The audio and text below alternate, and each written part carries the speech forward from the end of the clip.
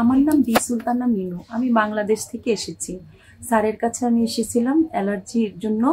তো আমি তখন ট্রিটমেন্ট করে খুবই ভালো ছিলাম। কতদিন আগে এসেছিলেন? আমি 5 বছর আগে এসেছিলাম এবং মিনিমাম আমি 5 বছর এত ভালো ছিলাম, মানে আমি বলে বুঝাতে পারবো না। হঠাৎ করে মাঝখানে করোনার কারণে আরো নানা প্রবলেমের কারণে আমি আসতে পারিনি। এখন আমি এত অসুস্থ হয়ে গেছি, তো আমার ওই সেই আগের কনফিডেন্সটা যে আমি আবার ওনার কাছে গেলেই সুস্থ হব, তাই আমি আবার ওনার কাছে এসেছি।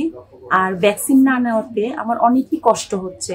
আবার সে আগের মতো কাশি, আবার সে আগের মতো গলায় সমস্যা, সব ওই আগের মতো সমস্যা হয়ে উঠেছে আমার। আগে কদিন ভ্যাকসিন কন্টিনিউ করেছিলেন? 1 বছর? স্যার বোধহয় আমাকে 6 মান্থ দিয়েছিল ওষুধ। না, ভ্যাকসিন আপনি 1 বছর নিশ্চয়ই কন্টিনিউ করেছেন। হ্যাঁ, 1 বছর হয়। তারপর ভালো হয়ে গেছিলেন বলেছে, মানে করতে পারেন অনেক ভালো হয়ে গেছে। আচ্ছা, বুস্টার গুলো কন্টিনিউ করতে পারেন না, করতে পারি। ওটাই জন্য জন্য অনুরোধ পেশেন্টদেরকে সবাইকে বলছি যে 5 বছর যেন ভ্যাকসিনটা কন্টিনিউ করা হয়, ভ্যাকসিনের পর বুস্টার গুলো যেন নেওয়া হয়। Thank you so much madam.